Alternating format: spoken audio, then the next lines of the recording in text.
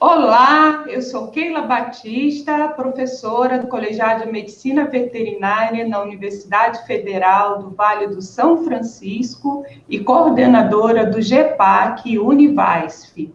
Com imenso prazer, imensa satisfação, estou aqui recebendo a professora doutora Márcia de Souza Xavier, da Universidade Federal Fluminense. Ela vai conversar conosco sobre avaliação clínica da hemostasia. Professora Márcia, muito grata em estar aqui conosco.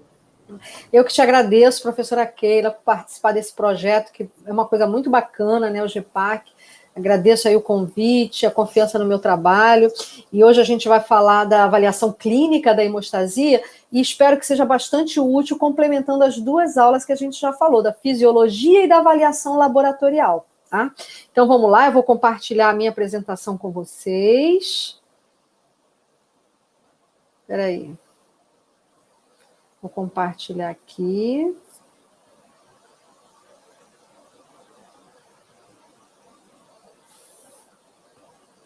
Já compartilhando, deve estar aparecendo para vocês já aí.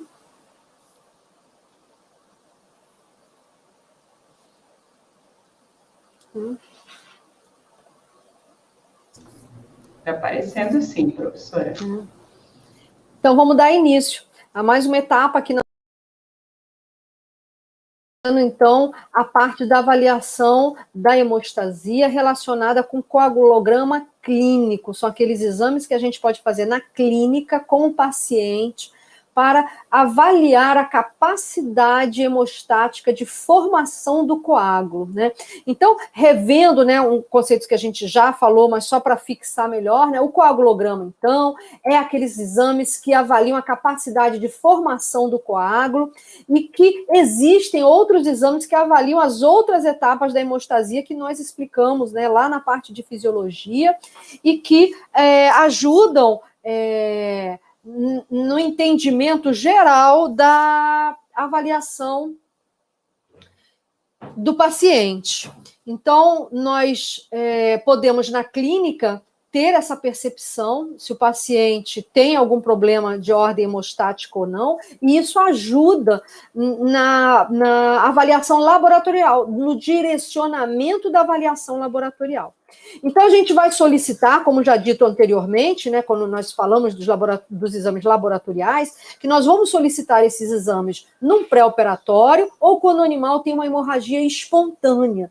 No pré-operatório emergencial, muitas vezes nós não temos tempo de fazer essas avaliações, que inclui aí o coagulograma, mas numa cirurgia eletiva nós devemos inserir rotineiramente, além dos exames de hemograma e bioquímica sérica, o coagulograma, que pode começar na clínica, né? Nós vimos também que essas hemorragias espontâneas, elas representam, né, uma falha na fisiologia da hemostasia para conter aquelas rupturas capilares que acontecem no corpo pelo funcionamento normal, né, que normalmente não aparece sangue. Por quê? Porque existem os valores de normalidade com relação às plaquetas, os fatores plasmáticos, aplasminas e os anticoagulantes, que fazem aquela contenção da hemorragia e, simultaneamente, a reconstituição da parede vascular e a remoção desse coágulo para o retorno do fluxo sanguíneo, né? Então, a gente falou que um dos exemplos mais importantes dessas hemorragias espontâneas são as petequias, e que elas indicam deficiência na hemostasia primária, que o hematoma também pode ser considerado como um sinal de hemorragia espontânea, mas que nós precisamos ter muito cuidado para diferenciar esse hematoma da consequência de uma origem traumática, e que a presença do hematoma sem a evidência de um traumatismo pode indicar falha na coagulação plasmática, né? Na coagulação secundária, na coagulação que a gente chama também de cascata de coagulação. E aqui também os exemplos de hematomas, né?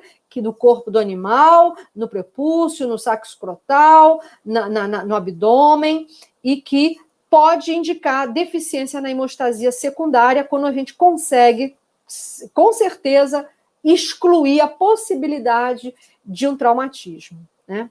Bom, destacamos ainda sinais clínicos importantes para esses distúrbios de hemorragia espontânea que aparecem no momento da coleta de sangue, que empiricamente o clínico pode perceber esses problemas. Que sinais são esses? O sangramento prolongado, que indica uma falha na coagulação plaquetária primária, né? E que é empírico porque não é mensurado com um cronômetro, mas a percepção do veterinário ao coletar o sangue, fazer a hemostasia mecânica e aquele sangue não parar no tempo que ele está acostumado, isso já indica para ele que esse animal pode estar com sangramento prolongado. E um outro comportamento, que é o do sangramento recorrente, que é aquele que para e volta, e que pode indicar um problema na coagulação plasmática.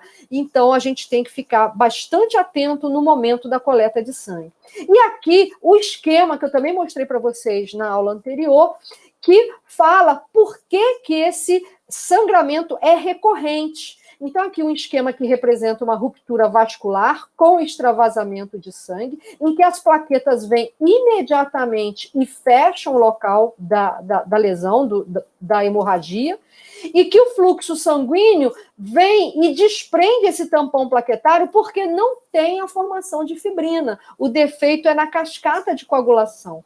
Então, esse fluxo sanguíneo remove esse tampão plaquetário e leva novamente ao sangramento, onde as plaquetas voltam a fechar e o fluxo sanguíneo volta a extravasar, volta a remover as plaquetas e volta a sangrar, e vai havendo, então, sempre um retorno ao sangramento. Então, por isso que ocorre, então, o sangramento recorrente. E nós aproveitamos também com esse esquema para explicar a formação de hematoma quando o animal tem esse defeito na fase secundária, na cascata de coagulação.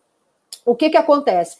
De tanto o sangramento retornar e parar, retornar e parar, esse sangue que vai se acumulando nesse espaço do celular subcutâneo, sem uma comunicação externa, acaba por formar uma neocavidade e um acúmulo de sangue nesse espaço e que vai caracterizar, então, o hematoma, né? Dependendo do volume que se acumula, pode formar uma equimose ou um hematoma, tá? Bom, então, os testes clínicos que nós vamos utilizar para avaliação da coagulação primária, né? Então, direcionado para a parte plaquetária da formação do coágulo, vai ser, então, aqueles testes que podem mensurar melhor aquela percepção do sangramento prolongado que a gente já teve na hora da coleta de sangue, né? Então, essa percepção, ela vai ser melhorada, ela vai ser mensurada de forma mais precisa com um teste chamado tempo de sangramento. Em termos sucintos, esse tempo de sangramento nada mais é que uma incisão que nós vamos fazer no paciente e verificar por quanto tempo extravasa sangue daquela incisão que foi realizada. Para essa avaliação, nós precisamos ter algumas padronizações, né? Algumas padronizações para que eu possa ter um termo de comparação, para saber quando esse sangramento realmente está prolongado ou não. Então, a grande atenção que o clínico deve ter é com relação a essa padronização metodológica, porque existe uma descrição na literatura do tempo de sangramento, mas essa descrição ela tem que ser repetida rigorosamente no seu paciente para você poder comparar com aquele tempo de sangramento que está na literatura. Quais são esses pontos que precisam de uma padronização rigorosa, né? A gente precisa padronizar esse corte, porque a gente vai verificar por quanto tempo ele sai, a gente vai precisar padronizar o tamanho, a profundidade desse corte e o local aonde ele é feito, porque a gente pode fazer num local mais vascularizado ou menos vascularizado. né?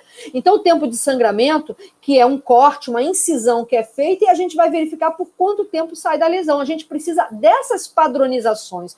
Como a gente vai realizar o corte para a gente comparar com o normal, para a gente ter esta padronização? Então, como que a gente vai fazer?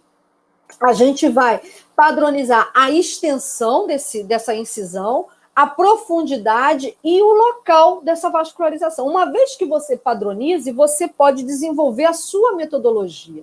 Em medicina humana, a gente tem uma metodologia mais comum do tempo de sangramento, é no lóbulo da orelha, né, onde é feito por um técnico no laboratório de patologia clínica humana, ele faz uma perfuração no lóbulo da orelha e verifica por quanto tempo sangra no cronômetro, né?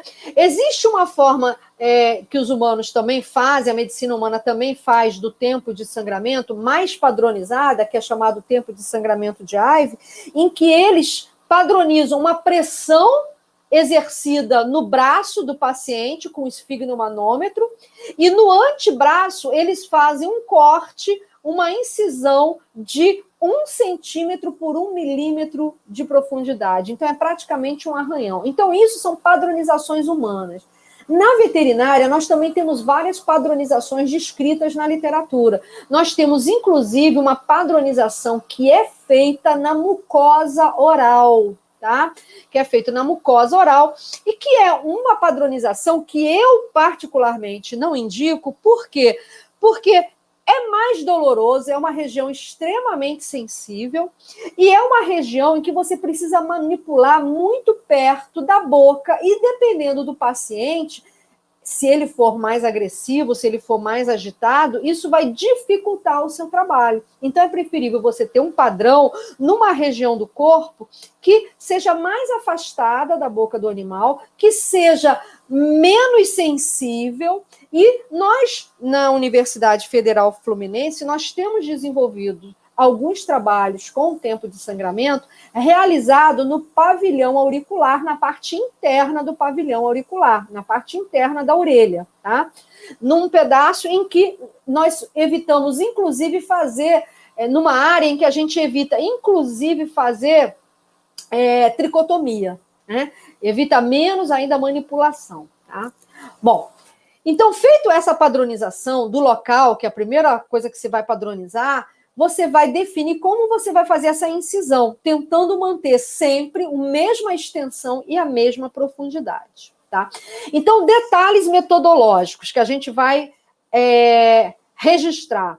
Assim que a gente realizar a incisão, a gente vai acionar o cronômetro, né? Então, a gente vai ter que ter um cronômetro aí com uma precisão boa, né, de segundos ou até décimo de segundos, né? E assim que faz essa incisão, a gente aciona o cronômetro. Após, né, feito essa incisão, a gente vai utilizar um papel absorvente para a cada 30 segundos tocar no local da incisão e verificar se ainda está molhando. Então, nós não vamos utilizar a mesma área do papel absorvente. Então, de 30 em 30 segundos, a gente vai mudar a posição desse papel absorvente, para a gente ter a real percepção se molha ou se não molha esse papel absorvente. Enquanto estiver molhando, significa o quê? Que está havendo extravasamento de sangue. Então, vejam bem, se eu faço isso a cada 30 segundos, a minha margem de erro é de 30 segundos. Márcia, eu posso mudar esse tempo de 30 segundos para um tempo menor? Posso. Porque vai estar dentro da sua padronização metodológica. Márcia, eu prefiro fazer de 10 em 10 segundos. A sua margem de erro vai ser menor, vai ser de 10 segundos.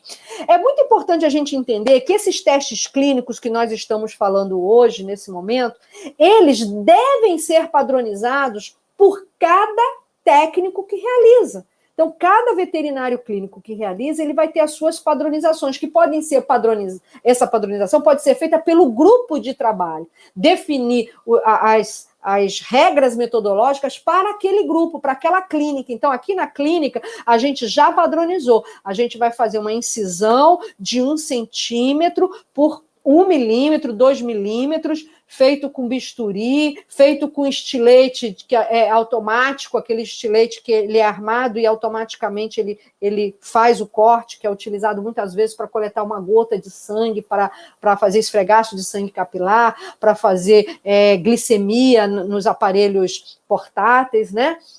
Então, essa metodologia é muito importante que seja feita por quem vai fazer na rotina, né? E a rotina do grupo seja definida, então, a partir desse momento que a metodologia for padronizada.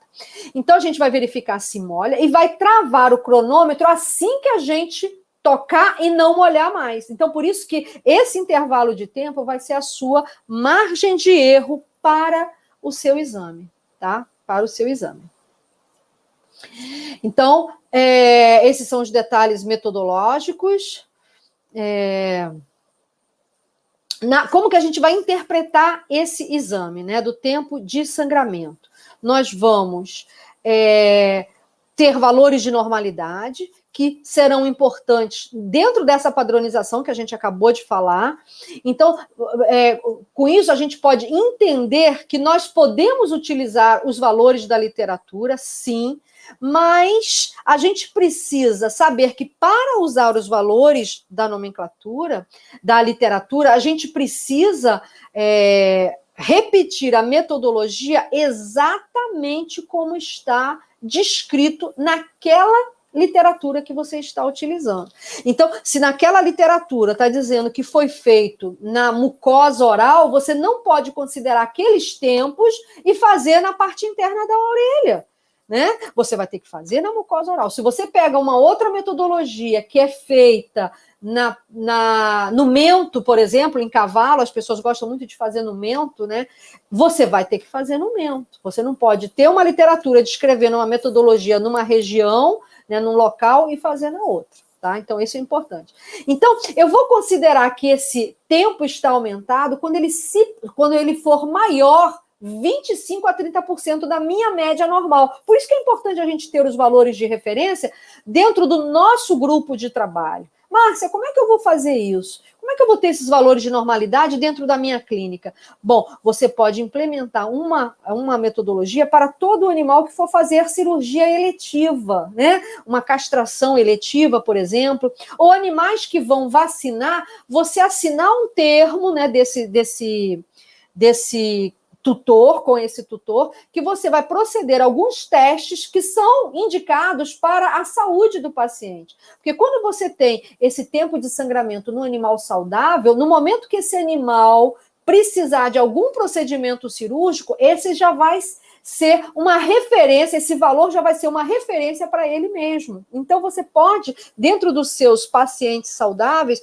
desenvolver esse valor normal, né? E você pode trabalhar com um valor fixo, que seria a média, mais fácil de você trabalhar, e quando esse valor tiver 25% a 30% maior, você considera, então, que ele está aumentado. E aqui eu tenho um exemplo fictício, de uma média de 10 minutos, então o animal, né, um grupo de animais saudáveis foi submetido e chegou a esse valor de 10 minutos, né, a média. Então você fez, vamos dar um exemplo aí de 20, 30, 40, vários animais saudáveis, e o valor médio desse conjunto de animais que você testou foi de 10 minutos. Então você vai considerar que ele está aumentado esse tempo quando ficar entre 12,5 a 13 minutos. Então, o animal que ficar entre 12,5 e 13 vai ser aquele animal duvidoso, ele ficou bem no limite, né, máximo. Então, é um animal que você precisa repetir com muito rigor para ver se ele vai passar desses 13 minutos, né, que já seria o acréscimo da sua média, tá?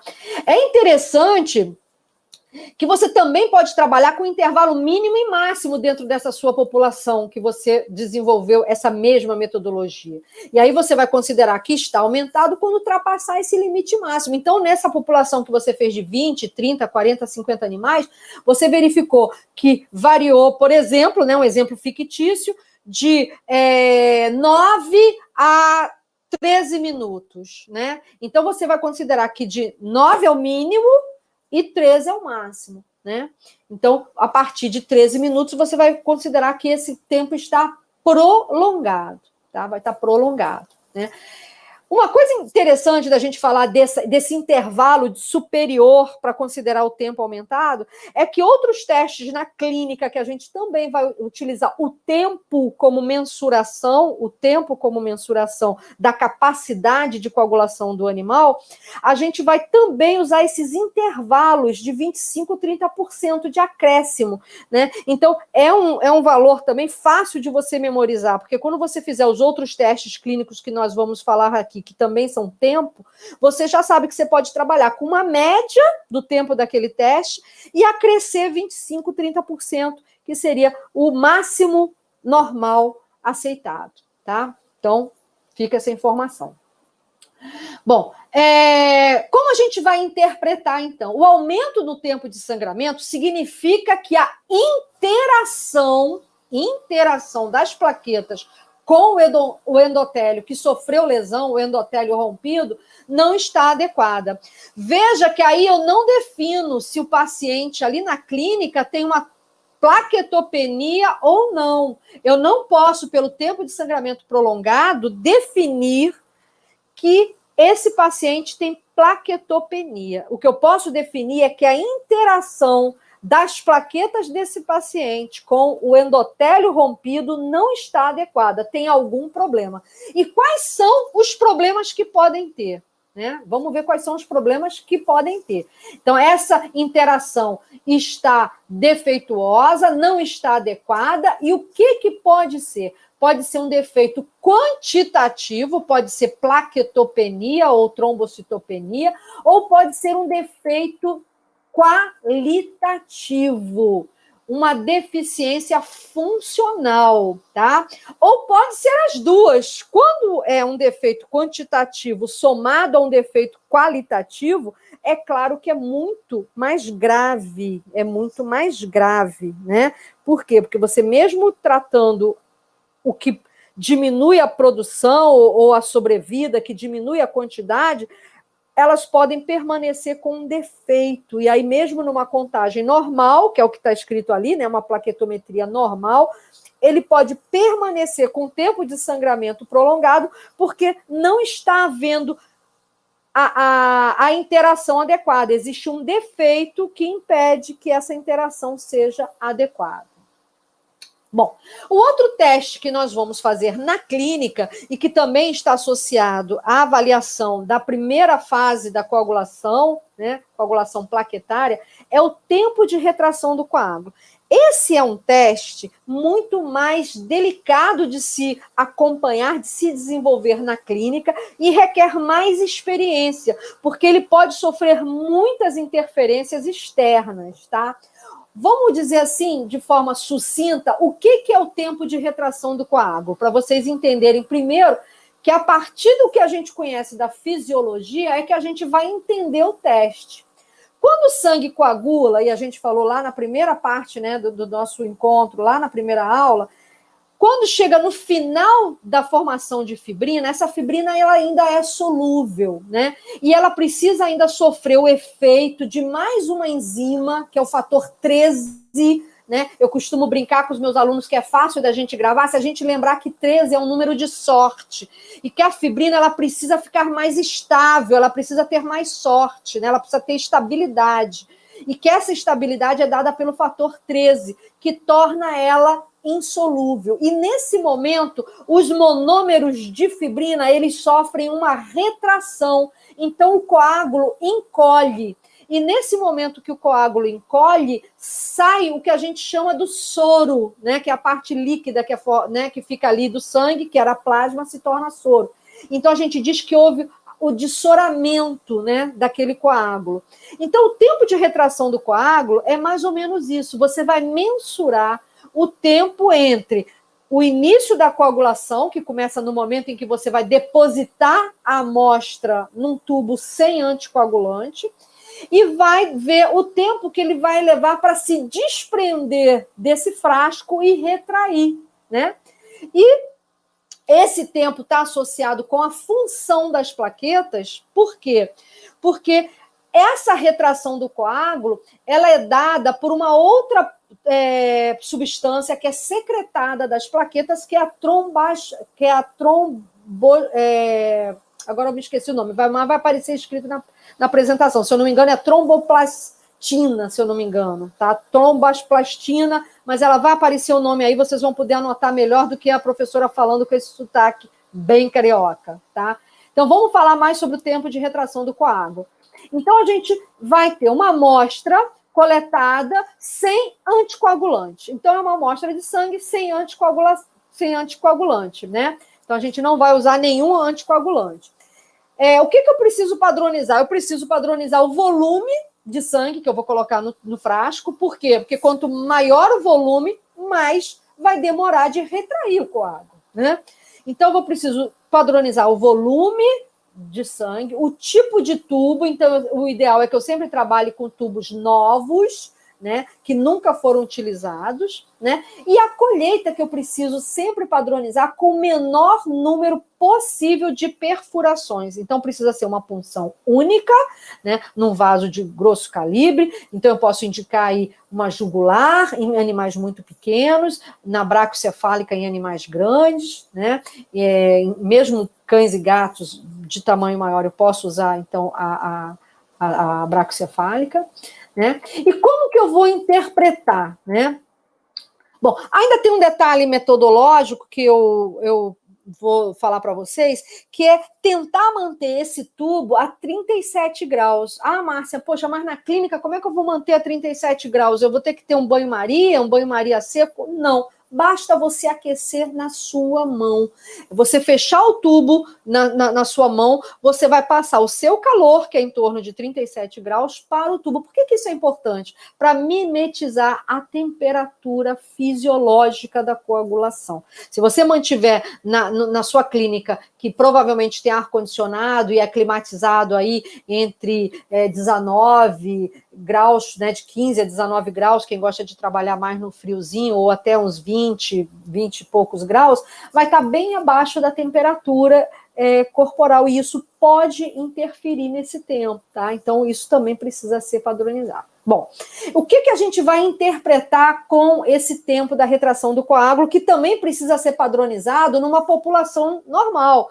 É interessante que você siga na literatura também, exatamente como está descrito na literatura, ou desenvolva uma metodologia dentro do seu grupo de trabalho, padronizando aquelas características de volume de sangue, de tubo, da colheita, né? E da manutenção de 37 graus, né?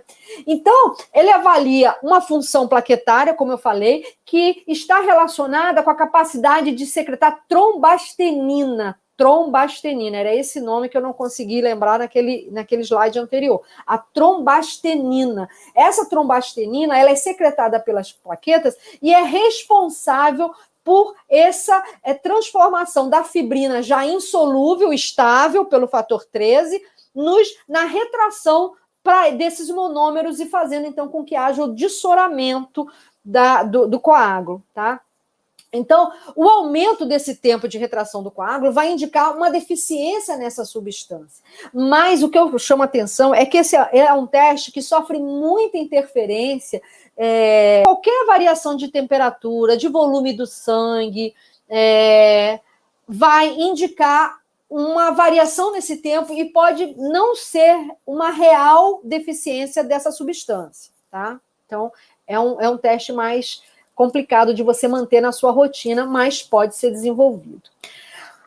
Bom, e os testes clínicos que vão direcionar para a coagulação plasmática, né? Que é a fase secundária da coagulação, da cascata de coagulação. Então, dentre esses testes clínicos da avaliação da coagulação plasmática, nós podemos destacar, né, que aqueles sinais clínicos do sangramento recorrente, que a gente já observa na colheita de sangue, já te direciona para essa suspeita, né? Não é um teste padronizado como os que a gente vai falar, mas já empiricamente o veterinário já percebe que pode ter um problema na coagulação plasmática pelo comportamento de sangramento recorrente. E existe, então, uma possibilidade de você perceber no tempo de sangramento esse sangramento recorrente. Então, aquela mesma metodologia que a gente viu, que vai ser realizar a incisão e após a incisão usar o papel absorvente de 30 em 30 segundos, verificando se molha e travando o cronômetro assim que você verificar que não está mais molhando o seu papel absorvente, a gente vai ver que se ele parar de sangrar no tempo que você padronizou, mas depois ele voltar a sangrar, né, é porque ele não está formando fibrina adequadamente para estabilizar o coágulo. Então, ele volta a sangrar, né? Lembra daquele esquema? Vamos voltar naquele esquema para explicar por que volta a sangrar, né? Mais uma vez, aí a gente fixa o conhecimento, né? Mostrando de novo o esquema do vaso, né? Que extravasa o sangue no ponto de ruptura, as plaquetas imediatamente vão e fecham, faz um tampão plaquetário, mas como não tem fibrina, o defeito é na coagulação plasmática, esse fluxo sanguíneo que permanece no local sem formar fibrina, sem gelatinizar, vai fazer com que haja novamente o sangramento, que as plaquetas vão voltar e vão aderir, vão se agregar, né, vão fechar, e o fluxo sanguíneo vai romper e vai voltar a sangrar. Então, esse comportamento de sangramento recorrente no seu tempo de sangramento, então, por isso que no tempo de sangramento, travou o cronômetro, parou de sangrar, ótimo, o tempo de sangramento daquele paciente é aquele. Mas nós precisamos manter a observação durante algum tempo para ver se ele não vai voltar a sangrar, o que caracteriza, então, uma suspeita clínica de defeito na coagulação plasmática, na cascata de coagulação. Bom, o outro teste que nós vamos ter para a coagulação plasmática é o tempo chamado tempo de coagulação. Então, muitas vezes, né, os alunos erroneamente chamam de tempo de coagulação o que ele está fazendo no laboratório, que é o TP e o TTPA. Então, a gente tem que tomar cuidado com essa nomenclatura, porque o TP e o TTPA, eles podem ser chamados de tempos globais da coagulação. Por que globais? Porque eles vão pegar a via intrínseca, incomum, extrínseca e comum, né? Nos dois testes. Quando a gente fala em tempo de coagulação, a gente vai mensurar tudo junto. A gente vai mensurar tudo junto, a cascata de coagulação toda junta, né? Intrínseca, extrínseca e comum. E aí eu posso fazer essa avaliação de duas maneiras. Esse tempo de coagulação, eu posso avaliar, direcionar ele para a via intrínseca da cascata de coagulação, e aí eu vou aproveitar para contar uma historinha, né? Porque tudo na ciência tem história. Quando esse tempo de coagulação foi desenvolvido, lá bem no passado, eu não consigo nem mensurar, vamos dizer assim, no início do século XX, né? Vamos dizer assim, no início do século passado, né? Do século XX, esse tempo ele foi direcionado porque já se percebia que existiam pacientes que paravam de sangrar e voltavam a sangrar, né? Que mais tarde, né, já se definiu que era a hemofilia, né? Se correlacionou com a hemofilia, que foi uma doença, né, já descrita já desde da época da Rainha Vitória, né? Na história da humanidade é a primeira personalidade em que se descreve a hemofilia, mas não se conhecia ainda as causas da hemofilia.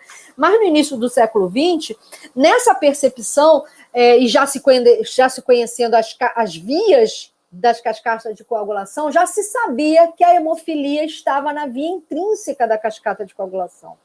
Então, procurou-se desenvolver um teste na clínica que pudesse direcionar para a via intrínseca e excluir a via extrínseca desse teste, né? E a gente vai ver como que a gente vai fazer isso. Não é fácil na rotina clínica, você precisa ter um cuidado na obtenção da amostra para fazer esse tempo de coagulação, porque o tempo de coagulação, de forma resumida, também é você coletar uma amostra e botar para coagular, sem anticoagulante. Então, coletar uma amostra sem anticoagulante e botar para coagular. Como que eu vou fazer isso? Direcionando só para a via intrínseca. A gente vai ver que existe essa possibilidade, né? Vai depender da metodologia. Se eu não tiver esse cuidado metodológico, que eu vou descrever daqui a pouco para vocês, eu vou avaliar a coagulação como um todo, tudo misturado, intrínseca, extrínseca e comum. Qual detalhe metodológico é esse, né? Como, né, que eu vou excluir a via extrínseca. E aqui eu faço nessa pergunta aqui para ver se vocês ainda lembram da via intrínseca e comum da cascata de coagulação, né? Se vocês lembram lá da via intrínseca, né? Que é essa daqui, é a perninha maior do Y, né? Começa no fator 12, vai para o 11, para o 9, que ativa o 10, que ativa o 2, e esse 2 que ativado se chama trombina, volta, ativa o fator 5 e o fator 8, que aceleram essa via, né? Então, isso para a gente relembrar essa via, né? E aí, o que acontece? Para eu ter só esse caminho, eu preciso excluir a via extrínseca, né? Então, essa via intrínseca, que é ativada por contato, na clínica, qualquer coisa vai ativar a via intrínseca que entrará em contato com o sangue. O próprio vidro do tubo onde eu vou depositar a amostra do sangue já vai ativar a via intrínseca. O meu problema, então, né, não é a via intrínseca, né, onde está aqui ó, os fatores, né, o 12, o 11, o 9, o 8, né, que chegam na via comum, né, que no laboratório eu tenho tempo de tromboplastina parcial ativada, que é o TTPA, que é da via longa, com a sigla longa, né? O meu problema é excluir a via extrínseca, porque na clínica, assim que eu coleto o sangue e já boto no tubo de vidro, né? Esse contato com o vidro ativa intensamente a via intrínseca, né? O que favorece a via intrínseca, né? Lembrando aí também, né, só para reforçar aquela ideia de que o cálcio é um cofator em algumas etapas, mas que jamais vai causar coagulopatia. Só para reforçar isso que a gente já falou na aula anterior, tá?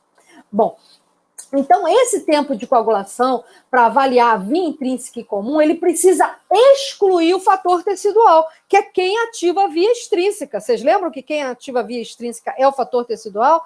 Mas como que eu vou excluir o fator tecidual se assim que eu faço a punção vascular, que eu perfuro o vaso para aspirar a minha amostra de sangue, eu já estou liberando o fator tecidual. Eu já perfurei o vaso e, consequentemente, eu libero esse fator tecidual já na minha amostra também. Então, como é que eu posso desenvolver uma metodologia para tentar excluir ao máximo esse fator tecidual, né? Então, essa forma da gente excluir o fator tecidual é importante para a hemofilia, porque a hemofilia está localizada na via intrínseca, tá?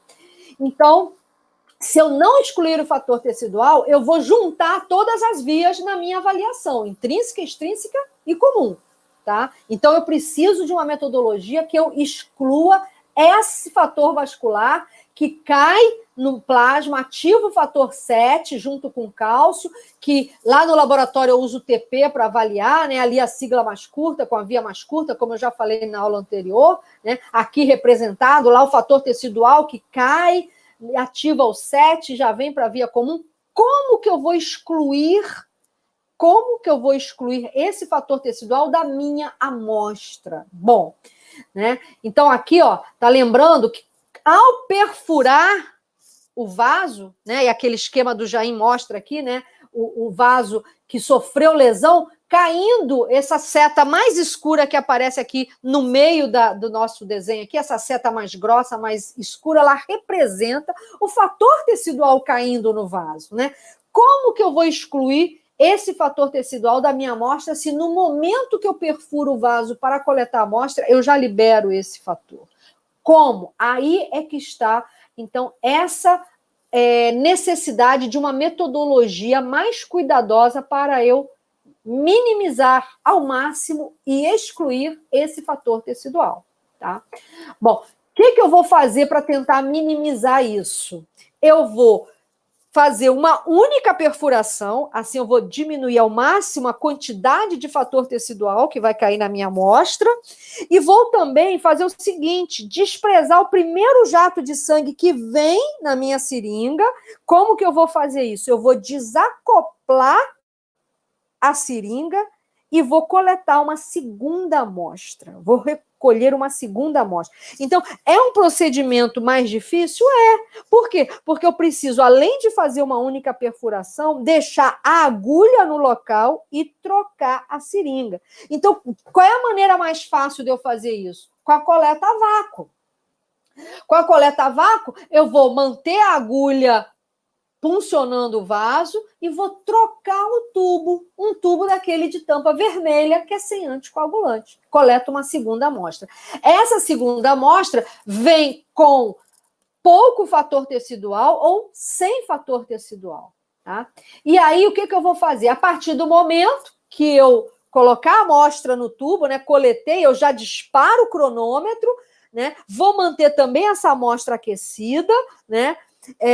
Se eu tiver na clínica, eu vou fazer com um único tubo e vou manter aquecido na mão, como eu falei do tempo de retração de coágulo também. Mas se eu tenho um banho-maria, eu posso aumentar a precisão desse tempo de coagulação usando 3 tubos, tá? Então, são 2 tipos de metodologia. Ou eu uso 3 tubos no banho-maria, ou eu uso um único tubo na clínica e vou manter aquecido na mão. O tempo vai ser diferente se eu usar metodologia diferente. Então, por isso que eu preciso padronizar. O que eu vou fazer? Com esse meu tubo que está na mão, eu vou de 30 em 30 segundos inclinar a 90 graus. Então, ele que está em pé, eu vou deitar o tubo no ângulo de 90 graus, quase paralelo com o chão. E vou verificar se o sangue está escorrendo. Então, eu vou fazer isso de 30 em 30 segundos e vou travar o cronômetro quando eu inclinar o tubo e o sangue não estiver mais escorrendo pela parede do tubo. Tá? Ah, Márcia, e se eu estiver fazendo no banho-maria com os 3 tubos, como que eu faço? Bom, o que eu vou fazer é manter os 3 tubos no banho-maria, 37 graus, e vou processar um tubo de cada vez. Vou pegar o primeiro tubo, né, e de 30 em 30 segundos vou fazer o procedimento de inclinar 90 graus e vou ver se o sangue está escorrendo, né, e quando ele coagular então quando ele parar de escorrer pelo tubo, porque chegou a essa tempo de coagulação dele, né, de ter coagulado toda a amostra, eu vou passar para o segundo tubo. O que tem de diferença nessa metodologia? É que cada vez que eu deito o tubo, eu aumento a superfície de contato do sangue com o vidro, e isso faz com que haja mais aceleração da via intrínseca. Lembra que ela se ativa por contato. Então, cada vez que eu aumento a superfície de contato, eu estou fazendo com que aqueles fatores de contato façam, né, mais contato e ativem cada vez mais. Então, é claro que quanto mais eu manipulo, mais rápida vai ser a coagulação. Então, por isso que são metodologias diferentes e os resultados do tempo vão ser diferentes. Nesse caso do banho-maria com 3 tubos, esse primeiro tubo que eu estou coagulando, né, inclinando de 30 em 30 segundos, a tendência é ele coagular primeiro do que o segundo tubo, que está de repouso e está coagulando com aquele primeiro contato que ele teve e que ativou aqueles fatores de contato. Quando eu chegar no terceiro tubo, o coágulo já pode ter sido formado também. E o tempo que eu vou registrar é o tempo do segundo tubo. Se o terceiro tubo ainda não tiver coagulado, eu vou continuar mexendo, né, de 30 em 30 segundos, inclinando, e esse vai ser o tempo real de coagulação. Tá? Então, esse é o nosso tempo de coagulação. Né? Bom, então eu preciso padronizar também o tipo de tubo, e aí o que eu chamo a atenção é que o ideal é o tubo de coleta a vácuo de tampa vermelho, sem ativador de coagulação, né? Então, para que não haja interferência dos ativadores. Ah, Márcia, mas e se eu fizer com ativador? Você vai ter uma dificuldade, porque alguns desses que têm ativador têm separador do soro, e isso não vai permitir que a gente faça o tempo de coagulação, tá? Tem que ser, então, aquele sem aquele gel de separação do soro. Né? Então, eu preciso padronizar o tubo, preciso padronizar o volume de sangue, porque quanto maior o volume de sangue, mais vai demorar para ele chegar à coagulação. E vou ter, então, a minha população normal, né? Lembra que eu falei para vocês? Então, a gente vai ter aquela população normal testada, e aquela média normal, eu vou acrescer de 25% a 30% na média, que vai gerar, então, o meu valor máximo tolerado. Então, aqui o exemplo também que eu dei de 10, para ficar bem redondo.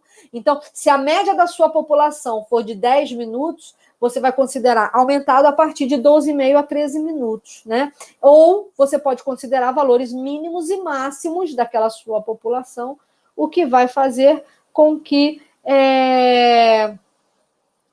você tenha uma precisão nesse intervalo. Acima daquele valor, ele vai ter um tempo de coagulação maior do que o normal, tá? Como que eu vou interpretar, né? Como que eu vou interpretar? O aumento desse tempo de coagulação vai indicar a deficiência de algum dos fatores, da via intrínseca ou comum, se você excluiu o fator tecidual. Se você excluir o fator tecidual, você está direcionando para a via intrínseca. Então, você sabe que algum fator da via intrínseca e comum pode estar deficiente. Veja que, nesse caso, eu não tenho a via extrínseca, né, para ter a interpretação, como a gente falou lá nos testes laboratoriais do TP e do TTPA.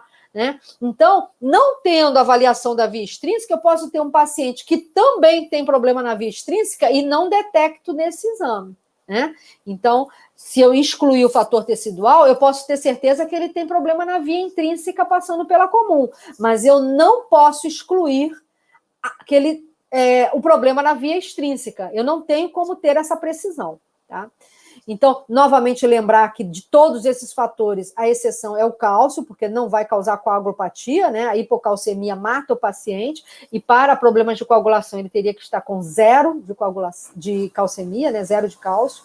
Né? E no caso de se avaliar todas as vias juntas, sem excluir o fator tecidual, qualquer um dos fatores, né, da via intrínseca, extrínseca e comum pode estar deficiente.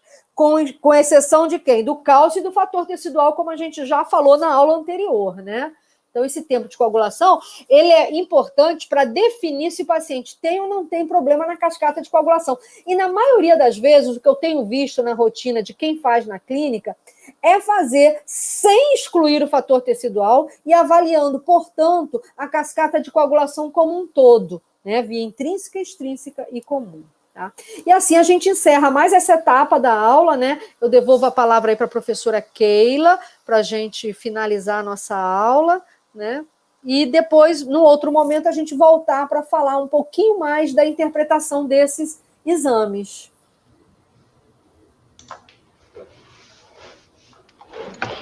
Olá! Então, parei aqui o meu compartilhamento, né? Vou abrir aqui a minha câmera para me despedir de vocês. Espero que vocês tenham gostado, né? Da abordagem, da interpretação, que tenha ficado claro o entendimento. Com certeza, professora. É sempre uma satisfação, é sempre um prazer ter todas as abordagens da senhora, toda a sua sabedoria sobre... É muito interessante, né? Como sempre a gente pega lá desde o começo, né? Desde a fisiologia, depois os testes laboratoriais, agora a aplicação na clínica. É fantástico. E nas próximas aulas a gente vai falar isso. A gente vai falar das alterações nos testes, como interpretar, né, as alterações, dar alguns exemplos, e finalizar com doenças, né? O que acontece, né, nos testes em algumas doenças. Exato. Pois, por enquanto, ficamos por aqui. Sim, por enquanto a gente fica por aí. Então, tchau, Keila, um abraço para vocês, até a próxima, tá bom? Um beijão aí para vocês. Obrigada. Tchau, tchau. Até mais.